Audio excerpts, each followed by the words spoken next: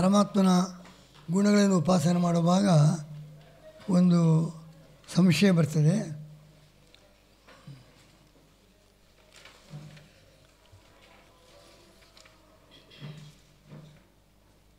ಅಗ್ನಿ ತ್ವಚಂ ಯಾತುದಾನಸ್ಯ ಬಿಂಧಿ ತಂ ಪ್ರತ್ಯಕ್ಷಂ ಆರ್ತಿಷ ವಿದ್ಯಮನ್ ಪರಾಶ್ರೇಣಿ ತಮಸ ಯಾತುದಾನಾನ್ ಮುಂತಾಗಿ ಛೇದನ, ದುಷ್ಟರ ಸಂಹಾರ, ಅವರ ಚರ್ಮವನ್ನು ಸುಲಿಯಬೇಕು, ಅವರನ್ನು ಛೇದನ ಮಾಡಬೇಕು ಮುಂತಾಗಿ ಪ್ರಾರ್ಥನೆ ಮಾಡುವ ಮಂತ್ರಗಳು ಉಂಟು. ಇದರಿಂದ ಭಗವಂತನನ್ನು ಈ ದುಷ್ಟರ ಛೇದನೆ ಭೇದನೆ ಮಾಡುವಂತಹ ಸ್ತೋತ್ರಗಳು.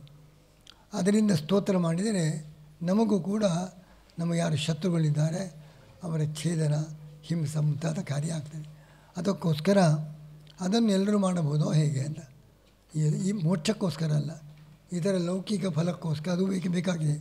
ದುಷ್ಟರಿಂದ ಹಿಂಸೆ ತಡೆಯಲಿಕ್ಕೆ ಆಗೋದಿಲ್ಲ. ಅದಕ್ಕೋಸ್ಕರ ದುಷ್ಟರ ಛೇದನ ಭೇದನ ಅದನ್ನು ಹೇಳ್ತಕ್ಕ ಮಂತ್ರಗಳುಂಟು. ಆ ಮಂತ್ರಗಳಿಂದ ಭಗವಂತನನ್ನು ಪ್ರಾರ್ಥನೆ ಮಾಡಿ ದುಷ್ಟ ಸಂಹಾರಕ್ಕೋಸ್ಕರ ಪ್ರಾರ್ಥನೆ ಮಾಡಬಹುದು, ಆ ಧ್ಯಾನ ಮಾಡಬಹುದು ಅಂತ ಪ್ರಶ್ನೆ. ಭಿಂದಿ ವಿದ್ಧಿ ಶ್ರೇಣಿ ಇತಿ ಫಲಭೇದೇನ ಪ್ರಾರ್ಥನೆ ಮಾಡಬಹುದು. ಯತಿಗಳು ಮಾಡಬಾರದು, ಅವರಿಗೆ ಹಿಂಸಾ ಪ್ರಾರ್ಥನೆಯೇ ಮಾಡಬಾರದು. ಯತ್ಯಾದೀನಾಂ ತೇಷ ಅಯೋಗಾತ್ ನ ಅಧಿಕಾರಿಕತಾ ಭವೆ. ಎಲ್ಲರಿಗೂ ಅಧಿಕಾರ ಇಲ್ಲ. ಹಿಂಸೆ ದುಷ್ಟರಿಗೆ ಹಿಂಸೆಯಾಗಲಿ ಅಂತ ಪ್ರಾರ್ಥನೆ ನಾವು ಮಾಡಲಿಕ್ಕಿಲ್ಲ. ಅದಕ್ಕೋಸ್ಕರ ಆಚಾರ್ಯರು ಕಲಿಯುಗದಲ್ಲಿ ಸನ್ಯಾಸ ಮಾಡಿ ದುರ್ಗಾದೇವಿಯೇ ಎಲ್ಲ ದುಷ್ಟ ಸಂಹಾರದ ಕಾರ್ಯ ಮಾಡ್ತಾಳೆ. ಕಲಿಯುಗದಲ್ಲಿ ದುರ್ಗಾದೇವಿ, ಅದರಿಂದ ನಾನು ಅದನ್ನು ಮಾಡೋದಿಲ್ಲ. ಅದಕ್ಕೋಸ್ಕರ ಏನು ಮಾಡಿದ್ದಾರೆ?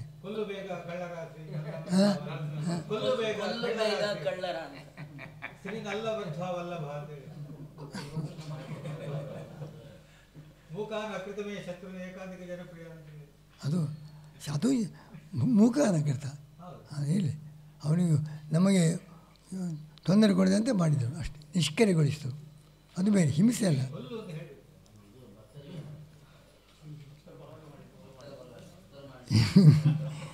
ಭಿಂದಿ ವಿದ್ಧಿ ಶ್ರೇಣೀಹೀತಿ ಫಲಭೇದೇನ ಸರ್ವಶಃ ಯತ್ಯಾದೀನಾಂ ತೇಷ ಅಯೋಗಾತ್ ನ ಅಧಿಕಾರೇಕತ.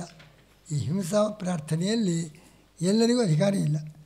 ಅಯೋಗ್ಯೋಪಾಸನಾದ ಈಹು ಅನರ್ಥಂಚ ಅರ್ಥನಾಶನ. ಅಯೋಗ್ಯೋಪಾಸನ ಅವನಿಗೆ ದೇವತೆಗಳಿಗೆಲ್ಲ ಯಾವಾಗಲೂ ಎಲ್ಲ ಆಶ್ರಮ ಇದೆ. ಅವರಿಗೆ ಅವರು ಯತಿಗಳಾಗಿದ್ದರು, ಅವರು ಗೃಹಸ್ಥರು ಹೌದು.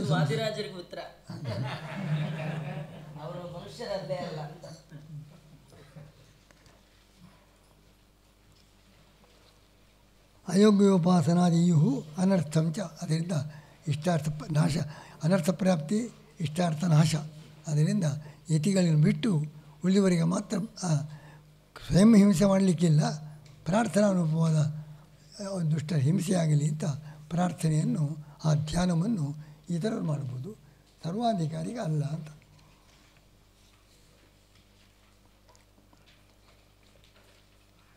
ಈ ಮುಕ್ತಿಯಲ್ಲಿ ನಾವು ಉಪಾಸನೆ ಮಾಡಬೇಕೋ ಬೇಡೋ ಅಂತ. ಮುಕ್ತಿಯಲ್ಲಿ ಉಪಾಸನೆ ಮಾಡಬಹುದು ಅಂತ ಹೇಳಿದರೆ, ಉಪಾಸನೆ ಮಾಡಿದರೆ ಫಲ ಬರಬೇಕು.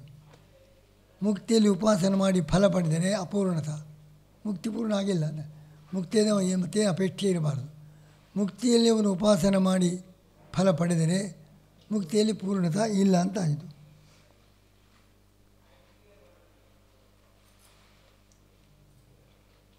ಇನ್ನು ಉಪಾಸನೆ ಮಾಡಿದರೆ ಒಂದು ಉಪಾಸನೆ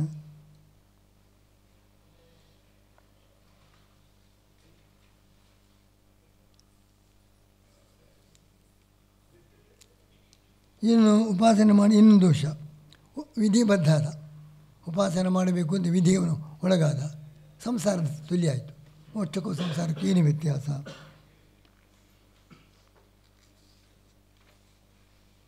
ಮಾಡೋದಿಲ್ಲ ಅಂತ ಹೇಳಿದರೆ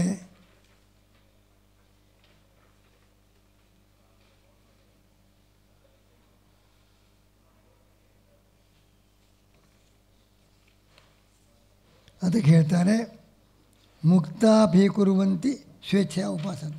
ಮುಕ್ತಿಯಲ್ಲಿ ಉಪಾಸನೆ ಉಂಟು. ಮುಕ್ತಿಯಲ್ಲಿ ಉಪಾಸನೆ ಇಲ್ಲ ಅಂತ ಹೇಳಿದರೆ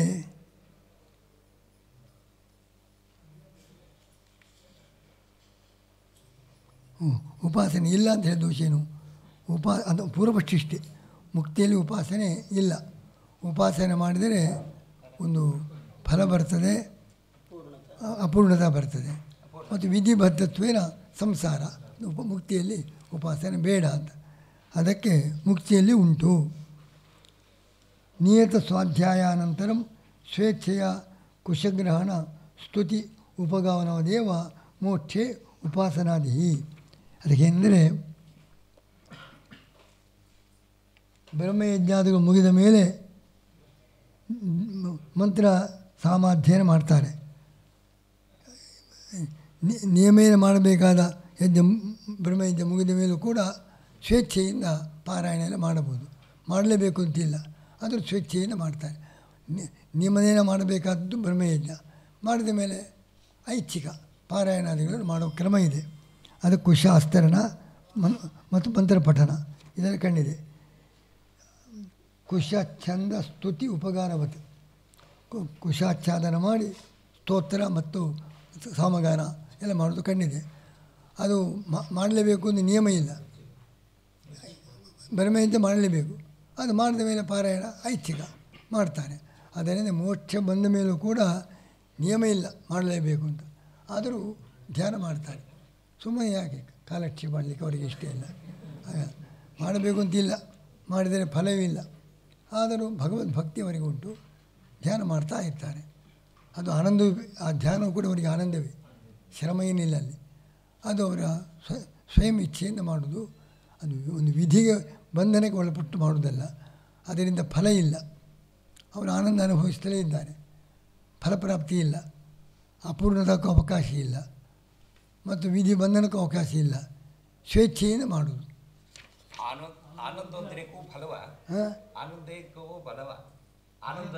ಅದೆಲ್ಲ ಮೊದಲು ಬ್ರಹ್ಮಜ್ಞಾನ ಬಂದ ಮೇಲೆ ಮೋಕ್ಷಕ್ಕಿಂತ ಪೂರ್ವದಲ್ಲಿ ಮಾಡಿದಾಗ. ಮೋಕ್ಷದಲ್ಲಿ ಅದು ವಿಶೇಷ ಫಲ ಇಲ್ಲ. ಮೋಕ್ಷಾದ ಪೂರ್ವದಲ್ಲಿ ಮಾಡಿದಾಗ ಮೋಕ್ಷದಲ್ಲಿ ಆನಂದ ವಿಶೇಷ ಫಲ. ಅಲ್ಲಿ ಆನಂದವೇ, ಆನಂದ ಅನುಭವಿಸ್ತಲೇ ಇರ್ತಾರೆ, ಅದಕ್ಕೆ ಫಲ ಇಲ್ಲ. ನಿಯತ ಸ್ವಾಧ್ಯಾಯಾನಂತರಂ ಸ್ವೇಚ್ಛೆಯ ಕುಶ ಗ್ರಹಣ ಸ್ತುತಿ ಉಪಗಾನವದೇವ ಮೋಕ್ಷೆ ಉಪಾಸನಾದಿ. ಬ್ರಹ್ಮವಿದಾಪ್ನೋತಿ ಪರಮಿತಿ ಉಪಾಯನ ಶಬ್ದಶೇಷತ್ವಾದ.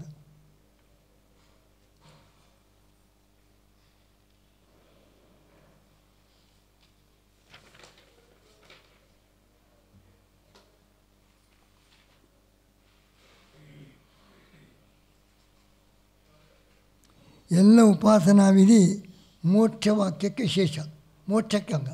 ಮೋಕ್ಷಕ್ಕೋಸ್ಕರ ಉಪಾಸನೆ ಮಾಡಬೇಕು ಅಂತ. ಮೋಕ್ಷ ಆದ ಮೇಲೆ ಮೋಕ್ಷ ಬ್ರಹ್ಮಜ್ಞಾನ ಆಗಬೇಕು, ಅದಕ್ಕೋಸ್ಕರ ಉಪಾಸನೆ ಹೊರಟಿದೆ. ಮೋಕ್ಷ ಸಿದ್ಧಿಗೋಸ್ಕರ ಹೊರಟ ವಿಧಿಗಳು ಮುಕ್ತಿಗೆ ಸಂಬಂಧ ಇಲ್ಲ. ಯಾಕೆ ಎಲ್ಲ ವಿಧಾನ ಮಾಡಿದ ಯಾರಿಗೆ? ಮೋಕ್ಷಕ್ಕೆ ಯಾರು ಅಪೇಕ್ಷೆ ಪಡಿಸ್ತಾರೆ, ಇನ್ನು ಮೋಕ್ಷ ಪಡೆದಿಲ್ಲ. ಮೋಕ್ಷ ಹೇಗೆ ಪಡೆಯಬೇಕು? ಬ್ರಹ್ಮಜ್ಞಾನ. ಬ್ರಹ್ಮಜ್ಞಾನದಿಂದ ಮೋಕ್ಷ ಪಡೆಯಬೇಕಾಗಿದ್ದರೆ ಬ್ರಹ್ಮಜ್ಞಾನ ಹೇಗೆ ಸಂಪಾದಿಸಬೇಕು? ಅದಕ್ಕೆ ಉಪಾಸನೆ. ಅದು ಮುಕ್ತರಿಗೆ ಸಂಬಂಧಪಟ್ಟದಲ್ಲ, ಮುಕ್ತಿಗೋಸ್ಕರ ಹೇಳಿದ್ದು. ಮುಕ್ತಿ ಬಂದ ಮೇಲೆ ಆ ವಿಧಿಗೆ ಅಲ್ಲಿ ಅವಕಾಶವಿಲ್ಲ. ಆದ್ದರಿಂದ ಮುಕ್ತರಿಗೆ ಯಾವ ವಿಧಿಯೂ ಇಲ್ಲ. ಬ್ರಹ್ಮವಿದಾಪ್ನೋತಿ ಪರಂ ಎಂಬುದಾಗಿ ಮೋಕ್ಷಕ್ಕೆ ಬ್ರಹ್ಮಜ್ಞಾನ ಬಂದವರು ಮೋಕ್ಷ ಪಡೀತಾರೆ. ಆ ಬ್ರಹ್ಮಜ್ಞಾನ ಹೇಗೆ ಪಡೆಯಬೇಕು? ಅದಕ್ಕೋಸ್ಕರ ಉಪಾಸನೆ ಹೇಳಿದ್ದು. ಮೋಕ್ಷವಾಕ್ಯ ಶೇಷತ್ವಾದ, ಮೋಕ್ಷವನ್ನು ಹೇಳ್ತಕ್ಕ ವಾಕ್ಯಕ್ಕೆ ಅಂಗಭೂತವಾಗಿ ಮೋಕ್ಷವನ್ನು ಪಡೀತಾನೆ. ಬ್ರಹ್ಮಜ್ಞಾನಿಯಾದವನು ಮೋಕ್ಷ ಪಡೀತಾನೆ. ಆ ಮೋಕ್ಷಕ್ಕೆ ಸಾಧನವಾದ ಬ್ರಹ್ಮಜ್ಞಾನವನ್ನು ಹೇಗೆ ಪಡೆಯಬೇಕು? ಅದಕ್ಕೆ ಉಪಾಸನೆ ಅಂತೇಳಿ ಮೋಕ್ಷವಾಕ್ಯಕ್ಕೆ ಅದು ಅಂಗ. ಹೀಗಿರುವಾಗ ತಚ್ಚೋಕ್ತಂ ಏತತ್ ಸಾಮಗಾಯನ ನಾಸ್ತಿ. ಮುಕ್ತಿ ಬಂದ ಮೇಲೆ ಸಾಮಗಾಯನ ಮಾಡ್ತಾರೆ. ಅದು ಮುಕ್ತಿಗೆ ಅಂಗ ಅಲ್ಲ, ಮುಕ್ತಿ ಆದ ಮೇಲೆ ಮಾಡೋದು. ಅದು ವಿಧಿ ವ್ಯಾಖ್ಯೆ ಇರುವುದು ಮುಕ್ತಿಗೋಸ್ಕರ. ಮುಕ್ತಾಪಿ ಕುರುವಂತಿ ಸ್ವೇಚ್ಛೆಯ ಉಪಾಸನ ಮರಿ ನಿಯಮಾನಂತರಂ ವಿಪ್ರಾಹ ಕುಶಾದ್ದೀರಪ್ಯಧೀಯತೆ. ನಿಯತವಾದ ಬ್ರಹ್ಮಯಜ್ಞ ಮಾಡಿದ ಮೇಲೂ ಕೂಡ ಕುಶಾವನ್ನಿಟ್ಟು ಕೂಡ ಅಧ್ಯಯನ ಮಾಡ್ತಾರೆ, ಪಾರಾಯಣ ಮಾಡ್ತಾರೆ. ಅದು ವಿಹಿತ ಅಲ್ಲ, ಮಾಡಬೇಕು ಅಂತ ವಿಧಿ ಇಲ್ಲ, ಐಚ್ಛಿಕ. ಅದರಿಂದ ಮೋಕ್ಷಕ್ಕೋಸ್ಕರ ಎಲ್ಲ ವಿಧಿ, ಉಪಾಸನಾ ವಿಧಿ ಮೋಕ್ಷಕ್ಕೋಸ್ಕರ. ಮೋಕ್ಷ ಪಡೆದ ಮೇಲೆ ಆ ವಿಧಿವಾಕ್ಯಕ್ಕೆ ಅವಕಾಶ ಇಲ್ಲ. ಇಷ್ಟೇ ಅಲ್ಲದೆ ಕೃಷ್ಣೋ ಮುಕ್ತಿ ಈಜ್ಯತೆ ವೀತಮೋಹಿ, ಮೋಕ್ಷದಲ್ಲಿ ಯಜ್ಞವನ್ನು ಕೂಡ ಮಾಡ್ತಾ ಇದ್ದ ಉಂಟು. ಯಜ್ಞವನ್ನು ಮಾಡಬಹುದಾದರೆ ಧ್ಯಾನಕ್ಕೆ ತೊಂದರೆ ಇಲ್ಲ. ಯಜ್ಞಾದಿ ಕ್ರಿಯೆಗಳಿಗೂ ಕೂಡ ಮೋಕ್ಷದಲ್ಲಿ ಅವಕಾಶ ಇದ್ದ ಮೇಲೆ ಕಿಮುತ ಧ್ಯಾನ ಸರ್ವಥಾ ಮಾಡಬಹುದು. ಅದು ಐಚ್ಛಿಕ, ಇಚ್ಛೆಯಿಂದ ಸ್ವೇಚ್ಛೆಯಿಂದ ಮಾಡ್ತಾರೆ, ವಿಧಿಗೆ ಒಳಪಟ್ಟು ಮಾಡುವುದಲ್ಲ, ವಿಧಿಬದ್ಧರಲ್ಲ, ಸಂಸಾರದಂತೆ ಅಲ್ಲ. ಮಾಡಿದವ್ರಿಗೂ ಮಾಡದೇ ಇದ್ದವ್ರಿಗೆ ಏನಾದರೂ ತಾರತಮ್ಯ ಇದೆಯಾ? ಎಲ್ಲರೂ ಮಾಡೇ ಮಾಡ್ತಾರೆ, ಸುಮ್ಮನೆ ಇರುವುದೇ ಇಲ್ಲ. ಅಲ್ಲ, ಈಗ ಮಾಡದೆ ಯಾರಿರುವುದೇ ಮೋಕ್ಷದಲ್ಲಿ. ಮೋಕ್ಷದಲ್ಲಿ ಭಗವಂತ ಧ್ಯಾನ ಮಾಡ್ತಾನೆ. ಐಚ್ಛಿಕ ಅಂದಾಗ ಮಾಡಬಹುದು, ಮಾಡದೇ ಇರಬಹುದು. ಮಾಡದೇ ಇದ್ದವರಿಗೆ ಮಾಡೋರಿಗೆ ಏನಾದರೂ ವ್ಯತ್ಯಾಸ ತಾರತಮ್ಯ? ಅಲ್ಲ, ಮಾಡೇ ಇರಬಹುದು ಅಂದರೆ ಹಾಗೆ ಇರುವುದಿಲ್ಲ. ಅವರು ಮಾಡೇ ಮಾಡ್ತಾರೆ. ಐಚ್ಛಿಕ ಅಂತ ಕೊಡುವ ಐಚ್ಛಿಕ ಇಚ್ಛೆಯಿಂದ ಮಾಡೋದು ಹೊರತು ವಿಧಿಗೆ ಒಳಪಟ್ಟು ಮಾಡೋದಲ್ಲ, ಸ್ವೇಚ್ಛೆಯಿಂದ ಮಾಡೋದು. ಮಾಡೇ ಮಾಡ್ತಾರೆ. ಇಚ್ಛೆ ಈಗ ಹೆದರಿ ಅಥವಾ ಫಲಕ್ಕೋಸ್ಕರ ಮಾಡದಿದ್ದರೆ ತೊಂದರೆ ಆಗ್ತದೆ, ಮಾಡಿದರೆ ಫಲ ಉಂಟು, ಹೀಗೆ ಮಾಡೋದಲ್ಲ. ಮಾಡಬೇಕು ಅಂತ ಮಾಡೋದು ಸ್ವೇಚ್ಛೆಯಿಂದ. ಐಚ್ಛಿಕ ಅಂದರೆ ಇಚ್ಛೆಯಿಂದ ಮಾಡೋದು ಅಷ್ಟೇ, ಮಾಡೇ ಮಾಡ್ತಾರೆ. ಆಪ್ಷನ್ ಅಂತಲ್ಲ, ಅದು ಆಪ್ಷನ್ ಉಂಟು, ಬೇರೆ ಇನ್ನೊಂದಕ್ಕೆ ಆಪ್ಷನ್ ಹೇಳ್ತಾರೆ. ಧ್ಯಾನ ಉಂಟೇ ಉಂಟು, ಯಾವುದು ಐಚ್ಛಿಕ ಅಂತ ತಿಳಿಸ್ತಾರೆ. ಹೌದು ಹೌದು ಹೌದು, ಭಕ್ತಿಯು ಕೂಡ ಫಲರೂಪ. ಕೃಷ್ಣೋ ಮುಕ್ತಿ ಜತೆ ವೀತಮೋಹಿ, ಇದು ಆ ಸೂತ್ರಕ್ಕೆ ಅರ್ಥ.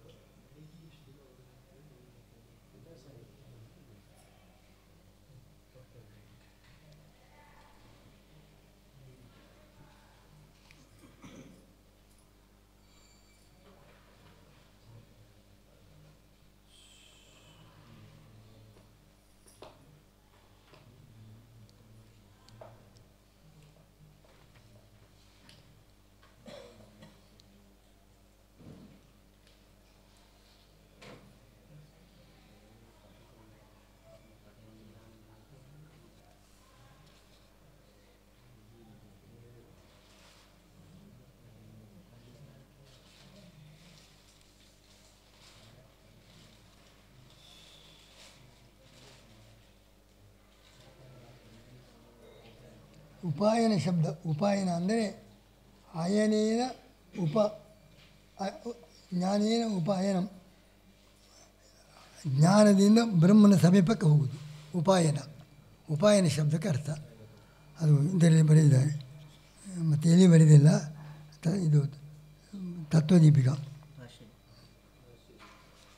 ಉಪಾಯನ, ಅಯನ ಅಂದರೆ ಜ್ಞಾನ, ಜ್ಞಾನೇನ ಬ್ರಹ್ಮನ ಸಮೀಪಕ್ಕೆ ಹೋಗುವುದು. ಬ್ರಹ್ಮವಿದಾಪ್ನೋತಿ ಪರಂ, ಬ್ರಹ್ಮಜ್ಞಾನವುಳ್ಳವನು ಬ್ರಹ್ಮನನ್ನು ಹೊಂದುತ್ತಾನೆ, ಅದು ಉಪಾಯನ. ಉಪಾಯನ ಶಬ್ದ ಅಂದರೆ ಪರಮಾತ್ಮನ ಪ್ರಾಪ್ತಿಯನ್ನು, ಮೋಕ್ಷವನ್ನು ಹೇಳತಕ್ಕ ಶಬ್ದ. ಅದಕ್ಕೆ ಅಂಗಭೂತವಾಗಿ ಯಾವುದಿರುವುದು ಉಪಾಸನೆ. ಉಪಾಸನೆ ಉಪಾಯನ ಶಬ್ದ ಶೇಷತ್ವಾತ್. ಉಪಾಯನ ಶಬ್ದ ಅಂದರೆ ಮೋಕ್ಷ ಶಬ್ದ. ಉಪಾಯನ ಶಬ್ದಕ್ಕೆ ಮೋಕ್ಷ ಅಂತ ಹೇಗೆ ಅರ್ಥ ಆಯಿತು?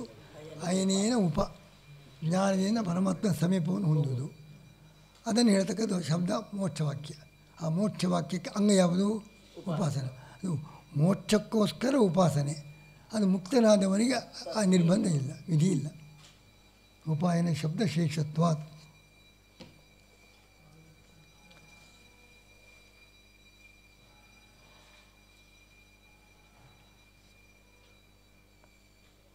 ಹಾನೋದು ಎಂಬುದಕ್ಕೆ ಏನರ್ಥ?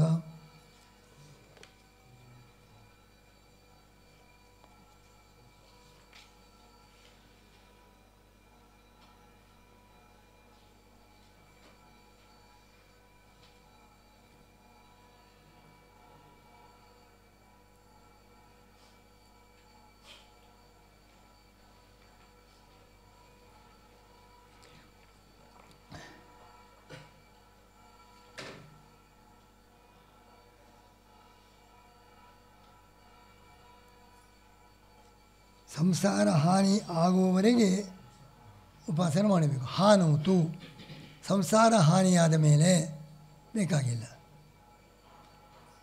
ಹಾನೂತು ಕುಶಾಚ್ಛಂದ ಸ್ತುತಿ ಉಪಕಾರಮದು. ವಿಹಿತವಾದ ಬ್ರಹ್ಮಯಜ್ಞ ಮುಗಿದ ಮೇಲೆ ಕುಶಗ್ರಹ ಮಾಡಿ ಏನು ಸಾಮಗಾನಾದಿಗಳನ್ನು ಮಾಡ್ತಾರೆ ಅದರಂತೆ ತದುಕ್ತಂ. ಯಾವಾಗ ಹಾನೂತು ಸಂಸಾರ ಹಾನಿಯಾದ ಮೇಲೆ ಮೋಕ್ಷದಲ್ಲಿ ಏನು ಉಪಾಸನೆ ಮಾಡುವುದು ಕುಶಾಚ್ಛಂದ ಸ್ತುತಿ ಉಪಕಾರಮತು ತದುಕ್ತಂ. ಅದಕ್ಕೆ ಪ್ರಮಾಣ ಇದೆ. ಉಪಾಯನ ಶಬ್ದ ಶೇಷತ್ವಾದ. ಉಪಾಸನ ಎಂಬುದು ಉಪಾಯನ ಶಬ್ದಕ್ಕೆ ಮೋಕ್ಷವಾಕ್ಯಕ್ಕೆ ಅಂಗಭೂತವಾದದ್ದು. ಮೋಕ್ಷಕ್ಕೋಸ್ಕರ ಉಪಾಸನಾ ವಿಹಿತ. ಹಾನೂತು ಸಂಸಾರ ಹಾನಿಯಾದ ಮೇಲೆ ಮತ್ತು ಪ್ರಯೋಜನಕ್ಕೋಸ್ಕರ ಮಾಡೋದೇ ಅಲ್ಲ, ಸ್ವೇಚ್ಛೆಯ ಮಾಡೋದು ಅಂತ. ಬಹಳ ಕಷ್ಟ ಆ ಸೂತ್ರಕ್ಕೆ ಅರ್ಥ. ಹಾನೂತು ಸಂಸಾರ ಹಾನೂತು ಉಪಾಯನ ಶಬ್ದಶೇಷತ್ವಾತ್ ಮೋಕ್ಷವಾಕ್ಯಕ್ಕೆ ಅಂಗವಾದ ಪ್ರಯುಕ್ತ ತದುಕ್ತಂ. ಅಂಗವಾದ ಪರಿ ಇಷ್ಟೇ. ಸಂಸಾರ ಹಾನಿಯಾದ ಮೇಲೆ ಉಪಾಸನೆಯನ್ನು ಸ್ವೇಚ್ಛೆಯಿಂದ ಮಾಡಬಹುದು. ಹೇಗೆ ದೃಷ್ಟಾಂತ ಸ್ತುತಿ ಕುಶಾಚ್ಛಂದ ಬ್ರಹ್ಮಯಜ್ಞ ಮುಗಿದ ಮೇಲೆ ಕುಶ ಹಿಡಿದುಕೊಂಡು ಛಂದಸ್ಸು ಪಾರಾಯಣ ಸಾಮಗಾನ ಮಾಡುವಂತೆ ಇಷ್ಟೇ. ಏನು ಅಂತ ನಾವು ಇಟ್ಟುಕೊಳ್ಬೇಕು.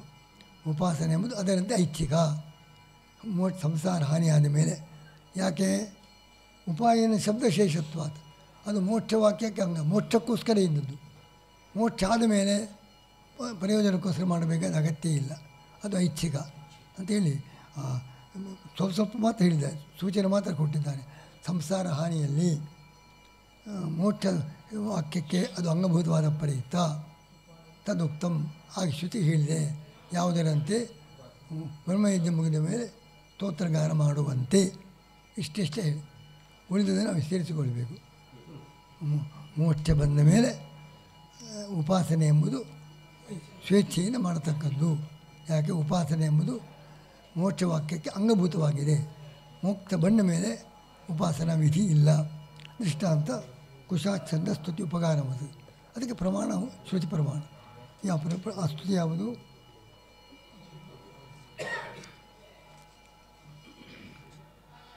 ಮುಕ್ತಾಪಿ ಕುರುವಂತಿ ಸ್ವೇಚ್ಛೋಪಾಸನ ಹರೇ ಇತ್ಯುಕ್ತಂ. ಇವಾಗ ಪ್ರಮಾಣ ಹೇಳಿದ್ದು. ಹೀಗೆ ಸೂಕ್ತಕ್ಕೆ ಅರ್ಥ ಮಾಡೋದು ಬಹಳ ಕ್ಲಿಷ್ಟ. ಆ ರೀತಿ ವ್ಯಾಖ್ಯಾನ ಮಾಡಿದ್ದಾರೆ. ಅದು ಮೋಕ್ಷ ಬಂದ ಮೇಲೆ ಉಪಾಸನ ಉಂಟು, ಅದು ಸ್ವೇಚ್ಛೆಯ ಮಾಡುವ ಉಪಾಸನ, ವಿಧಿಬದ್ಧರಾಗಿ ಮಾಡುವುದಲ್ಲ. ಅದಕ್ಕೆ ಪ್ರಮಾಣ ಇದೆ, ದೃಷ್ಟಾಂತ ಕೊಟ್ಟಿದ್ದಾರೆ. ಸಾಂಪರಾವೇ ತರ್ತವ್ಯಾಭಾವಾತ್ ತಥಾಹಿ ಅನ್ಯೇ.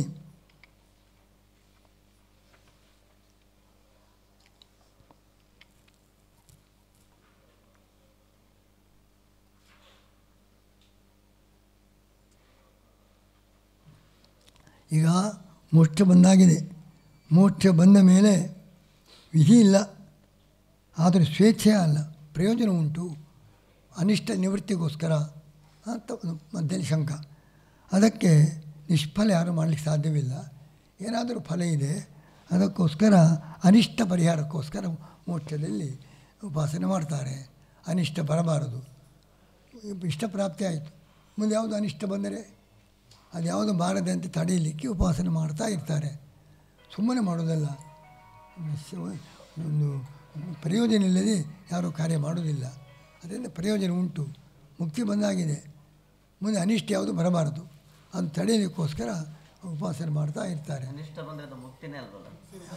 ಹೇಳ್ತಾರೆ ಸಾಂಪರಾಯೇ ತರ್ತವ್ಯಾಭಾವಾತ್ ತಥಾ ಹ್ಯನ್ನಿ ಮುಕ್ತ ಚೀರ್ಣೋ ಹಿ ಸರ್ವಾನು ಶೋಕಾನ್ ಹೃದಯಸ್ಯ ಭವತಿ. ಮೋಕ್ಷದಲ್ಲಿ ಎಲ್ಲ ಶೋಕಗಳು ದಾಟಿರ್ತಾರೆ, ಮತ್ತು ಶೋಕ ಬರುವ ಸಂದರ್ಭವೇ ಇಲ್ಲ. ಹೃದಯಸ್ಯ ಭವತಿ. ಹೃದಯ ಅಂದರೆ ಹೃದಯದಲ್ಲಿರ್ತಕ್ಕ ಭಗವಂತ, ಅವನಿಗೆ ಅಂಗಭೂತನಾಗಿರ್ತಾನೆ, ಅವನ ಶೇಷ, ಅವನಿಗೆ ದಾಸನಾಗಿರ್ತಾನೆ, ಪರಮಾತ್ಮನ ಭಕ್ತನಾಗಿರ್ತಾನೆ. ಅವನು ಅವಾಗ ಪರಮಾತ್ಮನ ಜೊತೆಗೆ ಇದ್ದಾನೆ, ಪರಮಾತ್ಮನ ಅಂಗಭೂತನಾಗಿ ಅವನ ಭಕ್ತನಾಗಿ ಅವನ ಜೊತೆಗೆ ಇರ್ತಾನೆ. ಅವನಿಗೆ ಎಲ್ಲ ಶೋಕ ದಾಟಿಯಾಗಿರ್ತದೆ. ಸಾಂಪರಾಮಾಯೇ ಕರ್ತವ್ಯ ಅಭಾವ. ಮೋಕ್ಷದಲ್ಲಿ ಇನ್ನು ದಾಟಬೇಕಾದ ಪರಿಹಾರ ಆಗಬೇಕಾದ ಅನಿಷ್ಟವೇ ಇಲ್ಲ. ಹಿಂದೆ ಅನಿಷ್ಟವೆಲ್ಲ ಹೋಗ್ತದೆ, ಮುಂದೆ ಅನಿಷ್ಟಕ್ಕೆ ಅವಕಾಶವೇ ಇಲ್ಲ. ಇಂಥ ಸ್ಥಿತಿಯಲ್ಲಿ ಅವನ ಅನಿಷ್ಟ ಬಂದೀತು, ಅದಕ್ಕೋಸ್ಕರ ಧ್ಯಾನ ಅಂತ ಈ ಥರದ ಫಲದ ವಿಚಾರ ಮಾಡಬಾರದು.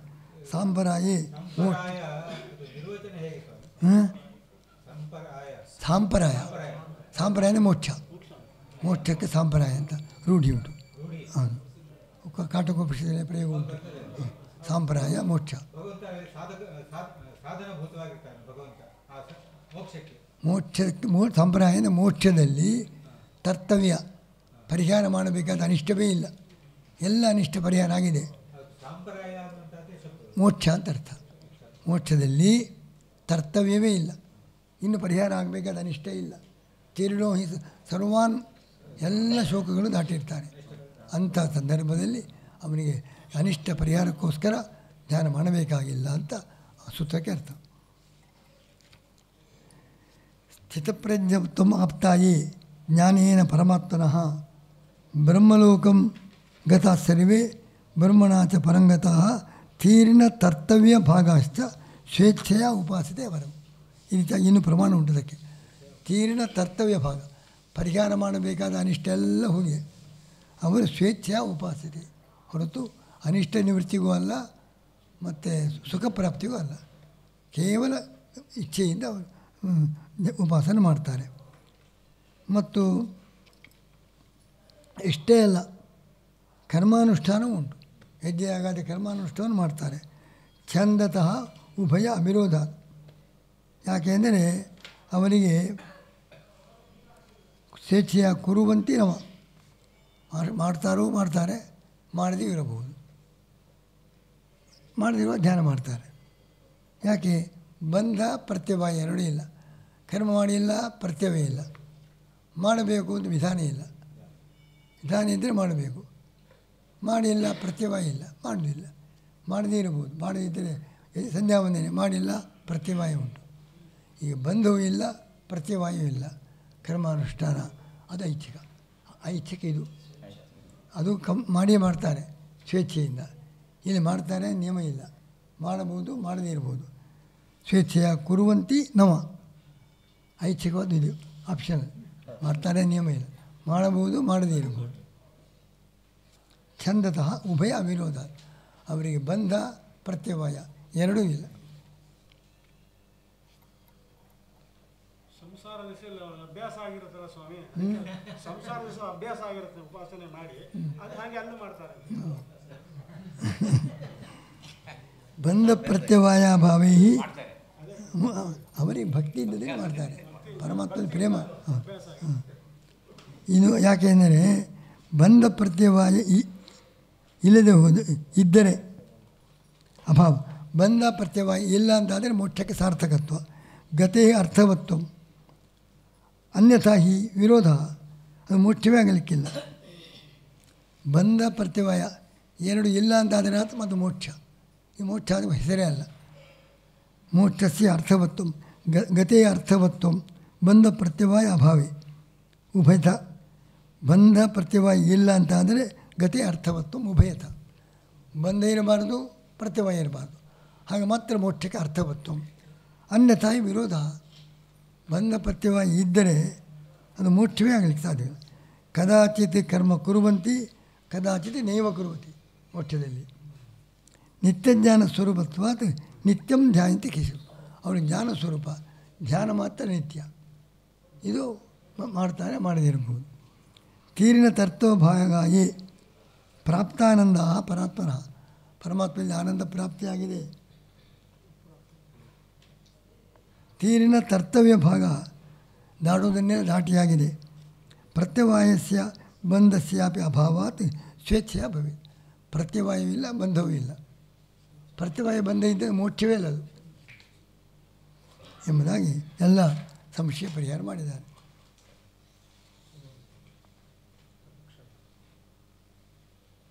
ಬೆಂಗಳೂರು ವಿದ್ಯಾಪೀಠದಲ್ಲಿ ನಿವೃತ್ತಿ ಆದವರು ಕೂಡ ಪಾಠಕ್ಕೆ ಬರ್ತಾರೆ. ಹಾಗೆ ಏನು ಬೆಂಗಳೂರು ವಿದ್ಯಾಪೀಠದಲ್ಲಿ ನಿವೃತ್ತಿಯಾದ ಅಧ್ಯಾಪಕರು ಇವತ್ತಿಗೂ ಪಾಠಕ್ಕೆ ಬರ್ತಾರೆ. ಯಾವ ಸಂಭಾವನೆಗಾಗಿ?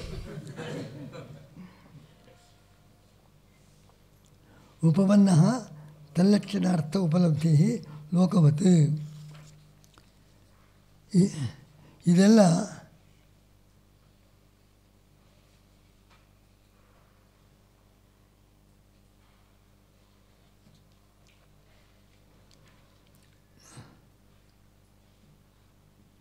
ಇದನ್ನು ಉಪಪಾದನೆ ಮಾಡುವ ಅಗತ್ಯ ಇಲ್ಲ, ಉಪಪನ್ನ ಇದು. ಯಾಕೆಂದರೆ ಈಶ್ವರನಲ್ಲಿ ಕಂಡಿದೆ. ಈಶ್ವರ ಏನಾದರೂ ಪ್ರಯೋಜನಕ್ಕೋಸ್ಕರ ಮಾಡ್ತಾನೋ? ಈ ಸ್ವಭಾವದಿಂದ ಮಾಡ್ತಾನೆ. ಆದ್ದರಿಂದ ಏನಾದರೂ ಕರ್ಮ ಮಾಡಬೇಕಾಗಿದ್ದರೆ ಅವನಿಗೆ ಅದರ ಅಪೇಕ್ಷೆ ಬೇಕು, ಫಲಾಪೇಕ್ಷೆ ಬೇಕು, ನಿಯಮ ಇಲ್ಲ. ಉಪಪನ್ನ ಕದಾಚಿತ್ ಕುರು. ಯಾಕೆಂದರೆ ಪ್ರಾಪ್ತತ್ವಾತ್ ತಲ್ಲಕ್ಷಣಸ್ಯ ಫಲಸ್ಯ, ಕರ್ಮ ಫಲದ ಪ್ರಾಪ್ತ ಆಗಿದೆ. ಕರ್ಮದಿಂದ ಆಗುವ ಫಲ ಏನು? ಮಹಾಫಲ ಮೋಕ್ಷ, ಅದು ಪ್ರಾಪ್ತ ಆಗಿದೆ. ಫಲಸ್ಯ ಪ್ರಾಪ್ತಿಯಾದ ಮೇಲೆ ಅದು ಮಾಡಲೇಬೇಕು, ನಿಯಮ ಇಲ್ಲ, ನಿಯಮ ಅಗತ್ಯ ಇಲ್ಲ. ಕರ್ಮ ನಿಯಮ ಸಂಭಾವನೆ ಮಾಡಲಿಕ್ಕೆ ಬಾರದು. ಕರ್ಮ ಮತ್ತು ನಿಯಮ ಉಂಟೇನೋ, ಅವರು ಕರ್ಮವನ್ನು ಮಾಡಲೇಬೇಕು. ನಿರ್ಬಂಧ ಉಂಟು? ನಿರ್ಬಂಧ ಇಲ್ಲ. ನಿರ್ಬಂಧ ಇಲ್ಲ ಎಂಬುದು ಉಪಪನ್ನ. ಯಾಕೆಂದರೆ ಫಲ ಬಂದಾಗಿದೆ, ಫಲ ಬಂದ ಮೇಲೆ ಮಾಡಲೇಬೇಕು ಅನ್ನೋ ವಿಧಾನಕ್ಕೆ ಅರ್ಥವೇ ಇಲ್ಲ. ಉಪಪನ್ನ ತಲ್ಲಕ್ಷಣ ಅರ್ಥ ಉಪಲಬ್ಧಿ. ಆ ಕರ್ಮದ ಲಕ್ಷಣ ಏನು ಫಲ, ಅದು ಪ್ರಾಪ್ತ ಆಗಿದೆ. ಕರ್ಮ ಫಲವನ್ನು ಪಡೆದಾಗಿದೆ. ಮೋಕ್ಷ ಪ್ರಾಪ್ತತ್ವಾತ್ ತಲ್ಲಕ್ಷಣಸ್ಯ ಫಲಸ್ಯ, ಕರ್ಮ ಪ್ರಯುಕ್ತವಾದ ಕರ್ಮ ನಿಮಿತ್ತಕವಾದ ಫಲವನ್ನು ಪಡೆದಾಗಿದೆ. ಆದ್ದರಿಂದ ನಿಯಮ ಇಲ್ಲ, ಕರ್ಮ ಮಾಡಬೇಕು, ನಿಯಮ ಇಲ್ಲ. ಕರ್ಮ ಮಾಡಿ ಫಲ ಬಂದ ಮೇಲೆ ಕರ್ಮಾನುಷ್ಠಾನದ ನಿಯಮ ಇಲ್ಲ. ಯಥಾಲೋಕೆ ವಿದ್ಯಾರ್ಥತ್ವೇನ ವಿಷ್ಣು ಕರ್ಮಣ ಎಲ್ಲ ಮಾಡ್ತವೆ. ವಿಷ್ಣು ಕರ್ಮಣ ಕೆಲವು ಕರ್ಮಗಳು ಉಂಟು. ಅದು ಸಮಾಪ್ತ ಕರ್ಮ, ಕರ್ಮ ಮುಗಿದ ಮೇಲೆ ಅದು ಮಾಡಬೇಕಾಗಿಲ್ಲ. ಅದರ ವಿಧಿಯ ಅಂಗವಾಗಿ ಮಾಡ್ತಾರೆ. ಆ ಮುಗಿದ ಮೇಲೆ ಮತ್ತೆ ಮಾಡ್ತಾನೋ? ಅದೇ ಮಾಡಬೇಕು ಅಂತ ಇಲ್ಲ, ಮಾಡಬಹುದು. ಅಪೇಕ್ಷೆ ಇದ್ದವರು ಮತ್ತು ಪ್ರದಕ್ಷಿಣೆ ಮಾಡಬಹುದು. ಅದು ನಿರ್ಬಂಧ ಇಲ್ಲ. ಅದರಂತೆ ಮೋಕ್ಷಕ್ಕೋಸ್ಕರ ಎಲ್ಲ ಕರ್ಮ ವಿಧಾನ. ಮೋಕ್ಷ ದೊರೆತ ಮೇಲೆ ಕರ್ಮ ಅವನಿಗೆ ಫಲಕ್ಕೋಸ್ಕರ ಮಾಡಬೇಕೆಂಬುದು ಇದು ನಿಶ್ಚಿತ. ಇದಕ್ಕೆಲ್ಲ ಪ್ರತ್ಯೇಕ ಕಾರಣ ಹೇಳಬೇಕಾದ ಅಗತ್ಯ ಇಲ್ಲ. ಇದು ಉಪಪನ್ನ, ಇದು ಅಸಂಭಾವಿತ ಅಲ್ಲವೇ ಅಲ್ಲ ಅಂತ ಅದನ್ನು ಬಲಪಡಿಸ್ತಾ ಇದ್ದಾನೆ. ಉಪಪನ್ನ ತಲ್ಲಕ್ಷಣ ಅರ್ಥ ಉಪಲಬ್ಧಿ ಲೋಕವತ್, ಲೋಕದಲ್ಲಿ ಕಂಡಿದೆ. ಫಲ ಬಂದ ಮೇಲೆ ಅವನು ಮಾಡಬೇಕಾಗಿಲ್ಲ, ಮಾಡ್ತಾನೆ. ವಿಷ್ಣು ಕರ್ಮಣ ಪ್ರದಕ್ಷಿಣೆ ಎಲ್ಲ ಮಾಡ್ತಾನೆ, ಐಚ್ಛಿಕವಾಗಿ ಮಾಡ್ತಾನೆ. ಮಾಡಲೇಬೇಕು ಅಂತ ನಿಯಮ ಇಲ್ಲ.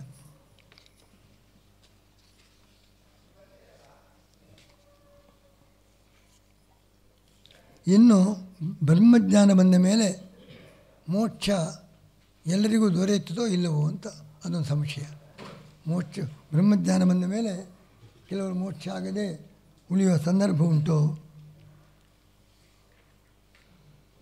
ಎಲ್ಲ ಜ್ಞಾನಿಗಳು ಪಡೆಯುತ್ತಾರೋ, ಕೆಲವರು ಇಲ್ಲವೋ?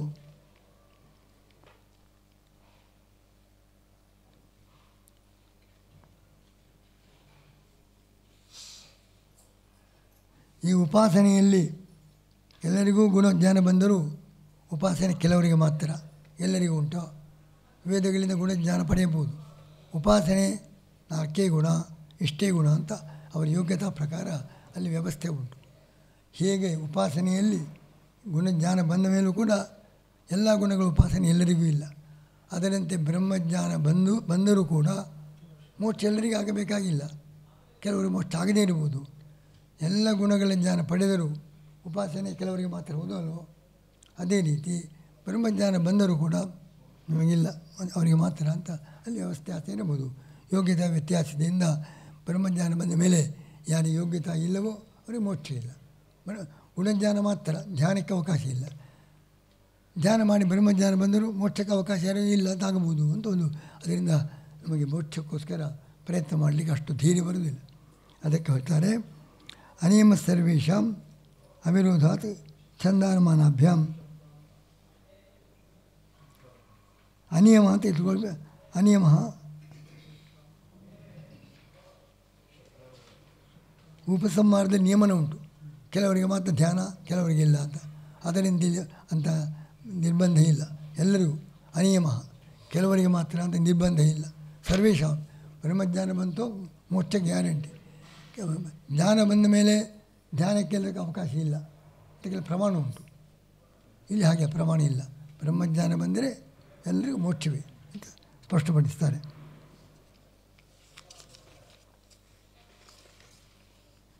ಬ್ರಹ್ಮಜ್ಞಾನಾನಮಪಿ ಕೇಶಾಂಚಿತ್ ಮುಕ್ತಿಪ್ರಾಪ್ತಿ ಕೇಶಾಂಚಿನ್ನ ಯಥಾ ಉಪಸಂಹಾರ ನಿಯಮಃ. ಧ್ಯಾನದಲ್ಲಿ ನಿಯಮ ಉಂಟು.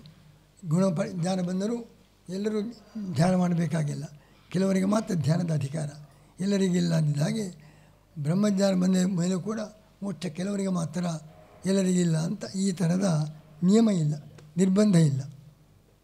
ಸರ್ವೇ ಗುಣಾಃ ಬ್ರಹ್ಮಣೇವ ಉಪಾಸ್ಯಾಃ ನಾಣ್ಯದೇವಿ ಕಿಂ ಸರ್ವೈರ್ಮನುಷ್ಯೈ ಎಂಬುದಾಗಿ ಅದಕ್ಕೆ ಪ್ರಮಾಣ ಉಂಟು. ಎಲ್ಲ ಗುಣಗಳ ಧ್ಯಾನ ಬ್ರಹ್ಮದೇವರಿಗೆ ಮಾತ್ರ, ಉಳಿದ ದೇವತೆಗಳಿಗೇ ಇಲ್ಲ, ಮನುಷ್ಯರಿಗಂತೂ ಸುತರಾಂ ಎಂಬುದಾಗಿ ಪ್ರಮಾಣ ಉಂಟು. ನ ಕಶ್ಚಿತ್ ಬ್ರಹ್ಮವಿತ್ ಶ್ರುತಿಮನುಭವತಿ ಮುಕ್ತೋ ಕೇವ ಭವತಿ ತಸ್ಮಾತ್ ಆಹುಹು ಶ್ರುತಿಃ ಇತಿ. ಪರಮಾತ್ಮನ ಜ್ಞಾನ ಬಂತು, ಸಂಸಾರ ಇಲ್ಲವೇ ಇಲ್ಲ ಅಂತ ಪ್ರಮಾಣ ಉಂಟು. ಇಲ್ಲಿ ಗುಣಗಳ ಜ್ಞಾನ ಬಂದರೂ ಧ್ಯಾನದಲ್ಲಿ ಎಲ್ಲರಿಗೂ ಅಧಿಕಾರಿ ಇಲ್ಲ, ದೇವತೆಗಳಿಗೂ ಇಲ್ಲ, ಬ್ರಹ್ಮದೇವರಿಗೆ ಮಾತ್ರ ಅಂತ ಪ್ರಮಾಣ ಉಂಟು. ಆದ್ದರಿಂದ ಅಲ್ಲಿ ನಿಯಮ ಇದೆ, ಜ್ಞಾನ ಬಂದವರೆಲ್ಲ ಧ್ಯಾನ ಮಾಡಬೇಕು, ನಿಯಮ ಇಲ್ಲ ಅಂತ ಅಲ್ಲಿ ನಿಯಮ ಉಂಟು. ಎಲ್ಲರಿಗಿಲ್ಲ ನಿಯಮ ಅಂದರೆ ಕೆಲವರಿಗೆ ಮಾತ್ರ. ಗುಣಜ್ಞಾನ ಪಡೆದರೂ ಧ್ಯಾನ ಕೆಲವರಿಗೆ ಮಾತ್ರ, ಅದಕ್ಕೆ ಪ್ರಮಾಣ ಉಂಟು. ಇಲ್ಲಿ ಆದರೆ ಎಲ್ಲರಿಗೂ ಮೋಕ್ಷ ಅಂತ ಸ್ಪಷ್ಟವಾಗಿದೆ. ನ ಕಶ್ಚಿತ್ ಬ್ರಹ್ಮವಿತ್ ಶ್ರುತಿಮನುಭವತಿ ಮುಕ್ತೋ ಕೇವ ಭವತಿ ತಸ್ಮಾದಾಹು ಶ್ರುತಿಃ. ಪರಮಾತ್ಮ ಶ್ರುತಿಃ, ಸಂಸಾರವನ್ನು ನಾಶಪಡಿಸತಕ್ಕವನು ಅಂತ ಅವನಿಗೆ ಹೆಸರೇ ಬಂದಿದೆ. ಯಥಾ ಕೇಶಾಂಚಿರ್ ಮೋಕ್ಷ ಇವ ಅನ್ಯೇಷಾಂ ಇತಿ ಅನುಮಾನ. ಬರೀ ಯುಕ್ತಿ ಉಂಟು. ಇಷ್ಟು ಧ್ಯಾನ ಮಾಡಿ ಸಾಕ್ಷಾತ್ಕಾರ ಬಂದ ಮೇಲೆ ಅವರಿಗೆ ಮೋಕ್ಷ ಆದ ಮೇಲೆ ಇವರಿಗೆ ಆಗಲೇಬೇಕು, ವ್ಯತ್ಯಾಸ ಕಾರಣ ಇಲ್ಲ.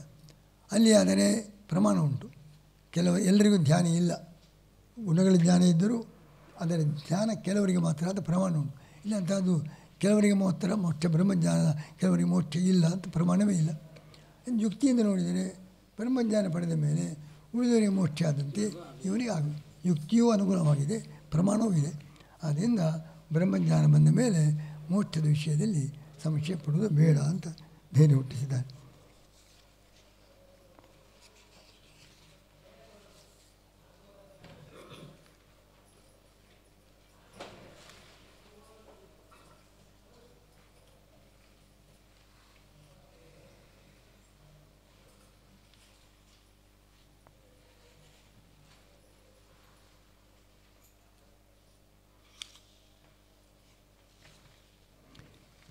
ಈ ಮುಕ್ತಿಯಲ್ಲಿ ಉಪಾಸನ ಎಲ್ಲರಿಗೂ, ಬ್ರಹ್ಮದೇವರಿಗೆ ಹೆಚ್ಚು ಉಪಾಸನೆ, ದೇವತೆಗಳಿಗೆ ಕಡಿಮೆ, ಮನುಷ್ಯರು ಅಷ್ಟೇ ಇಲ್ಲ. ಇದೆಲ್ಲ ತಾರತಮ್ಯ ಯಾಕೆ? ಎಲ್ಲರೂ ಉಪಾಸನೆ ಮಾಡಲಿ, ಅದರಲ್ಲಿ ತಾರತಮ್ಯ ಯಾಕೆ ಮಾಡಿದ್ದೀರಿ? ಅಲ್ಲ, ಫಲದಲ್ಲಿ ತಾರತಮ್ಯ ಉಂಟು, ಅದು ತಪ್ಪು. ಮೋಕ್ಷದ ಆನಂದ ಎಲ್ಲ ರೀತಿ, ಎಲ್ಲ ಒಂದೇ ರೀತಿ, ಎಲ್ಲರೂ ಒಂದೇ ರೀತಿ ಉಪಾಸನೆ. ಅಥವಾ ಹೆಚ್ಚು ಆನಂದ ಇದ್ದರೆ ಅವರ ಪ್ರಯತ್ನ ಹೆಚ್ಚು ಮಾಡಿದ್ದಾರೆ ಅಂತ ಇರಲಿ. ಅಧಿಕಾರದಲ್ಲಿ ಯೋಗ್ಯತಾ ತಾರತಮ್ಯ ಬೇಡ. ಮತ್ತು ಆನಂದ ತಾರತಮ್ಯವೂ ಸರಿಯಲ್ಲ. ಆನಂದ ತಾರತಮ್ಯ ಒಪ್ಪಿದರೆ ಅಲ್ಲಿ ಕೂಡ ಜಗಳ, ಹೆಚ್ಚು ಆನಂದ ಅವನಿಗೆ, ನನಗೆ ಕಮ್ಮಿ ಯಾಕೆ ಅಂತ ಇಲ್ಲೆಲ್ಲ ಜಗಳ ಆಗುವಂತೆ ಮೋಕ್ಷದಲ್ಲಿಯೂ ಕೂಡ ನಿತ್ಯ ಸ್ಟ್ರೈಕು, ಮುಷ್ಕರ, ಗಲಾಟೆ ಎಲ್ಲ ಆದೀತು. ಅದರಿಂದ ಮೋಕ್ಷದಲ್ಲಿ ಆನಂದ ತಾರತಮ್ಯವೂ ಸರಿಯಿಲ್ಲ. ಈರ್ಷ್ಯಾ ದ್ವೇಷಗಳಿಗೆ ಅವಕಾಶ. ಮತ್ತು ಅದು ಆನಂದ ತಾರತಮ್ಯ ಒಪ್ಪುವುದು ಬೇಡ. ಉಪಾಸನದಲ್ಲಿ ತಾರತಮ್ಯ ಇಲ್ಲ, ಎಲ್ಲರಿಗೂ ಸಮಾನ ಯೋಗ್ಯತಾ, ಎಲ್ಲರೂ ಎಲ್ಲ ಗುಣಗಳ ಉಪಾಸನೆ ಮಾಡಲಿ. ಬ್ರಹ್ಮದೇವರಿಗೆ ಮಾತ್ರ ಸರ್ವಗುಣ ಉಪಾಸನೆ, ಉಳಿದವರಿಗೆ ಇಲ್ಲ ಎಂಬುದಾಗಿ ವ್ಯತ್ಯಾಸ ಬೇಡ ಅಂತ ಒಂದು ಪೂರ್ವಪಕ್ಷ. ಹೌದು. ಯಾವದ್ ಅಧಿಕಾರಂ ಅವಸ್ಥಿತಿ ಅಧಿಕಾರಿಣ. ಅಧಿಕಾರ ಪಡೆದವರಿಗೆ ಅವರವರ ಯೋಗ್ಯತಾ ಪ್ರಕಾರ ಆನಂದದಲ್ಲಿ ವ್ಯತ್ಯಾಸ ಉಂಟು. ಮನುಷ್ಯೇಭ್ಯ ಗಂಧರ್ವಾಣಾಂ, ಗಂಧರ್ವೇಭ್ಯ ಋಷೀಣಾಂ, ಋಷಿಭ್ಯೋ ದೇವಾನಾಂ, ದೇವೇಭ್ಯೋ ಇಂದ್ರಸ್ಯ, ಇಂದ್ರಾತ್ ರುದ್ರಸ್ಯ, ರುದ್ರಾತ್ ಬ್ರಹ್ಮಣಃ, ಏಷೇವ ಶತಾನಂದ. ಇಷ್ಟು ಸ್ಪಷ್ಟವಾಗಿ ಮೋಕ್ಷದಲ್ಲಿ ಆನಂದದಲ್ಲಿ ಸಂಸಾರಿಗಳಲ್ಲಿ ಮನುಷ್ಯರಿಂದ ಗಂಧರ್ವರು, ಅವರಿಂದ ಋಷಿಗಳು, ದೇವತೆಗಳು, ಇಂದ್ರ, ರುದ್ರ, ಬ್ರಹ್ಮನಿಗೆ ಶತಾನಂದ. ಶತಾನಂದ ಅಂತ ಕೋಶದಲ್ಲಿ ಬ್ರಹ್ಮನಿಗೆ ಹೆಸರು. ಅವರಿಗೆ ಎಲ್ಲರಿಗಿಂತ ಹೆಚ್ಚಿನ ಆನಂದ. ಇಷ್ಟೆಲ್ಲ ಪ್ರಮಾಣ ಇದೆ. ಜ್ಞಾನಂಚ ಉಪಾಸನಂಚೈವ ಮುಕ್ತೋ ಆನಂದೇವ ಚ ಯಥಾಧಿಕಾರಾಣಂ ದೇವಾನಾಂ ಭವಂತೆ ಉತ್ತರೋತ್ತರಂ. ಜ್ಞಾನದಲ್ಲಿಯೂ ಅಧಿಕಾರ, ಯೋಗ್ಯತಾ. ಜ್ಞಾನ ಬರಲಿಕ್ಕೆ ಅಯೋಗ್ಯತಾ ಬೇಕು, ಅಧಿಕಾರಕ್ಕೂ ಯೋಗ್ಯತಾ ಬೇಕು, ಮುಕ್ತಿಯಲ್ಲಿ ಆನಂದಕ್ಕೂ ಯೋಗ್ಯತಾ ಬೇಕು. ಯೋಗ್ಯತಾಸಾರೇಣ ಜ್ಞಾನ ಆನಂದ ಧ್ಯಾನ ಎಲ್ಲವೂ ಯೋಗ್ಯತಾನುಸಾರೇಣ. ಮೋಕ್ಷದಲ್ಲಿ ಆನಂದ ತಾರತಮ್ಯ ಉಂಟು ಎಂಬುದಕ್ಕೆಲ್ಲ ಪ್ರಮಾಣಗಳಿದೆ.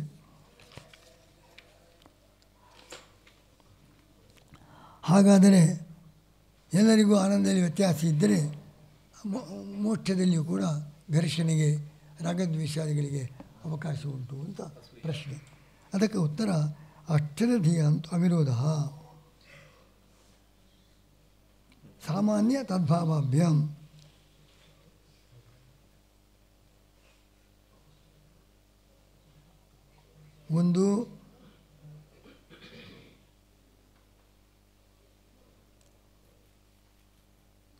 ಒಂದು ತಾರತಮ್ಯ ಉಂಟು ಎಂಬುದಕ್ಕೆ ಪ್ರಮಾಣ ಇದೆ. ಹಾಗಾದರೆ ಜಗಳ ಆಗಲಿ, ಸಮಾನತೆ ಇದ್ದರೂ ಜಗಳವೇ. ಹೆಚ್ಚು ಸಾಧನೆ ಮಾಡಿದ್ದಾನೆ, ಕಡಿಮೆ ರಾಮಾನುಜರು ನಾವು ಕೊಡುವ ಉತ್ತರ. ಹೆಚ್ಚು ಸಾಧನೆ ಮಾಡಿದ್ದಾನೆ, ಕಡಿಮೆ ಸಾಧನೆ ಮಾಡಿದ್ದಾನೆ, ಒಂದೇ ಫಲ ಕೊಟ್ಟರೆ ನಾನು ಇಷ್ಟೇ ಕೆಲಸ ಮಾಡಿದ್ದೇನೆ ನನಗೂ ಅಷ್ಟೇ ಅವನಿಗೆ ಅಷ್ಟೇ, ಅದು ಜಗಳ ಮಾಡುವುದಾಗಿದ್ದರೆ ಎಲ್ಲರಿಗೂ ಸಮಾನವಾಗಿ ಆನಂದ ಇದ್ದರೂ ಅಲ್ಲಿ ಜಗಳ ಉಂಟು. ಆ ಜಗಳಕ್ಕೆ ಕಾರಣ ಯಾವುದು? ರಾಗದ್ವೇಷ. ಮೋಕ್ಷದಲ್ಲಿ ರಾಗದ್ವೇಷವೇ ಇಲ್ಲ, ಜಗಳಕ್ಕೆ ಅವಕಾಶವೇ ಇಲ್ಲ. ಸಾಮ್ಯ ಇದ್ದರೂ ಜಗಳ, ತಾರತಮ್ಯ ಇದ್ದರೂ ಜಗಳ ಉಂಟು. ಅದಕ್ಕೆ ಕಾರಣ ರಾಗದ್ವೇಷ. ಮೋಕ್ಷದಲ್ಲಿ ರಾಗದ್ವೇಷ ಇಲ್ಲ, ಎಲ್ಲರೂ ಪ್ರಕೃತಿಯನ್ನು ದಾಟಿದವರು, ರಾಗದ್ವೇಷ ಇಲ್ಲ. ಮತ್ತು ಔಪಸದವತು, ಶಿಷ್ಯ ಇದ್ದಾನೆ, ಗುರುವಿಗೆ ಹೆಚ್ಚು ಜ್ಞಾನ ಉಂಟು, ಶಿಷ್ಯನಿಗೆ ಏನಾದರೂ ರಾಗದ್ವೇಷ ಉಂಟು, ನನಗಿಂತ ಗುರುಗಳು ಹೆಚ್ಚು ಮರ್ಯಾದೆ, ಯಾರು ಸಚ್ಚಿಷ್ಯ ಅಂತ ಹೇಳ್ತಾರೆ ಆಚಾರ್ಯ ಹಾಗೆ ಹೇಳ್ತಾರೆ. ಸಚ್ಚಿಷ್ಯನಿಗೆ ಒಂದು ಸಂತೋಷವೇ. ಅದರಿಂದ ಅದು ಅಕ್ಷರಧೀಯ ಅಂತ ಅವಿರೋಧ. ಬ್ರಹ್ಮಜ್ಞಾನ ಪಡೆದ ಮೇಲೆ ಮೋಕ್ಷದಲ್ಲಿ ವಿರೋಧಕ್ಕೆ ಅವಕಾಶವೇ ಇಲ್ಲ. ಸಾಮಾನ್ಯ ದೋಷಾಭಾವ ಸಮಾನ, ದೋಷ ಇಲ್ಲ ಎಂಬುದು ಎಲ್ಲರಿಗೂ ಸಮಾನ. ದೋಷ ಇಲ್ಲ ಅಂತಾದ ಮೇಲೆ ಅವರು ಹೆಚ್ಚು ಜ್ಞಾನ ಇರಲಿ ಕಡಿಮೆ ಜ್ಞಾನ ಇರಲಿ ಅವರಿಗೆ ದ್ವೇಷಕ್ಕೆ ಅವಕಾಶವಿಲ್ಲ. ಸಾಮಾನ್ಯ ತದ್ಭಾವಾಭ್ಯಾಮ. ಅವರು ಉತ್ತಮತ್ವ ಕಣ್ಣಿದೆ, ಸಾಧನೆ ಹೆಚ್ಚು ಮಾಡಿದ್ದರಿಂದ ಉತ್ತಮತ್ವ ಕಣ್ಣಿದೆ. ಮತ್ತು ಉತ್ತಮರಾದ ಮೇಲೆ ನಮಗಿಂತ ಹೆಚ್ಚು ಸಾಧನೆ ಮಾಡಿದ್ದಾರೆ, ಫಲ ಪಡೆದಿದ್ದಾರೆ ಅಂತ ಅವರು ಸಮಾಧಾನ ಪಡ್ತಾರೆ ಹೊರತು ರಾಗದ್ವೇಷ ಮಾಡುವುದಿಲ್ಲ. ರಾಗದ್ವೇಷ ಇಲ್ಲ, ಉತ್ತಮರಿದ್ದಾರೆ ಹೆಚ್ಚು ಸಾಧನೆ ಮಾಡಿ. ಆಗ ಅವನಿಗೆ ಔಪಸದವತ್ತು, ಗುರುಗಳು ತನಗಿಂತ ಹೆಚ್ಚು ಜ್ಞಾನಿಗಳು ಅಂತ ಶಿಷ್ಯನಿಗೆ ಗೊತ್ತುಂಟು. ಅಲ್ಲೇನು ಅವನ ಮೇಲೆ ಈರ್ಷ್ಯಾದಿಗಳು ಶಿಷ್ಯರು ಮಾಡುವುದಿಲ್ಲ. ಔಪಸದವತ್ ತದುಕ್ತಂ, ಅದಕ್ಕೆ ಪ್ರಮಾಣ. ನಾನಾ ವಿಧ ಜೀವಸಂಗ ವಿಮುಕ್ತವು ನಚೇವ ತೇಷಾಂ ಬ್ರಹ್ಮಧಿಯಾಂ ವಿರೋಧ. ನಾನಾ ಥರದ ತಾರತಮ್ಯ ಇದ್ದರೂ ವಿರೋಧ ಇಲ್ಲ. ಯಾಕೆ? ದೋಷಾಭಾವಾತ್, ಗುರು ಶಿಷ್ಯಾದಿ ಭಾವಾತ್. ಗುರು ಶಿಷ್ಯ ಭಾವ ಉಂಟು, ಅವರಿಂದ ಇವರು ಜ್ಞಾನ ಪಡೆದವರು, ಅವರಿಂದ ಉಪಕೃತರು, ಅದು ಭಕ್ತಿಯೇ ಮಾಡ್ತಾರೆ ಹೊರತು ದ್ವೇಷ ಮಾಡುವುದಿಲ್ಲ. ಲೋಕೆ ವಿನಾಶೋ ಕಿಮು, ರಾಗದ್ವೇಷಾದಿ ಉಳ್ಳ ಜಗತ್ತಿನಲ್ಲಿ ಗುರುಗಳಲ್ಲಿ ಶಿಷ್ಯನಿಗೆ ಭಕ್ತಿ, ಮಗನಿಗೆ ತಂದೆಯಲ್ಲಿ ಗೌರವ ಹೆಚ್ಚಾಗಿ ಕಂಡಿದೆ. ಲೋಕದಲ್ಲಿ ಅಲ್ಲಿ ಈರ್ಷ್ಯ ಇಲ್ಲ. ಹೀಗಿರುವಾಗ ಮೋಕ್ಷದಲ್ಲಿ ಯಾವ ದೋಷವೂ ಇಲ್ಲ, ಅಲ್ಲಿ ದ್ವೇಷ ಈರ್ಷ್ಯಾದಿಗಳಿಗೆ ಅವಕಾಶವೇ ಇಲ್ಲ. ಅದು ಮುಕ್ತಿಯಲ್ಲಿ ತಾರತಮ್ಯ ಉಂಟು, ಯಾವ ದೋಷಕ್ಕೂ ಅವಕಾಶವಿಲ್ಲ. ಆದ್ದರಿಂದ ಯೋಗ್ಯತಾ ಅಧಿಕಾರ ಎಲ್ಲವನ್ನೂ ಕೂಡ ತಾರತಮ್ಯ ಅಂತ ಒಪ್ಪಬೇಕು ಅಂತ. 20 ಅದು 2 ಆಯಿತು.